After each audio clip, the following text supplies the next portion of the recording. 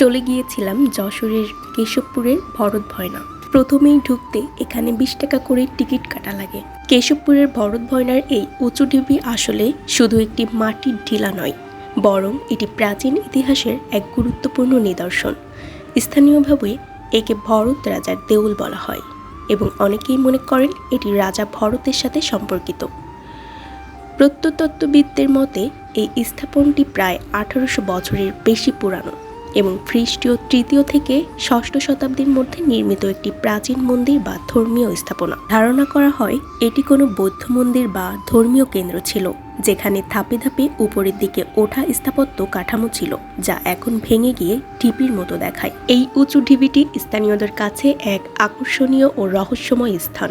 চারপাশে সমতল ভূমি, মাঝে হঠাৎ করেই এই উঁচু জায়গাটি চোখে পড়ে, যা এলাকার প্রাকৃতিক বৈচিত্র্যকে আরও বিশেষ করে তুলেছে।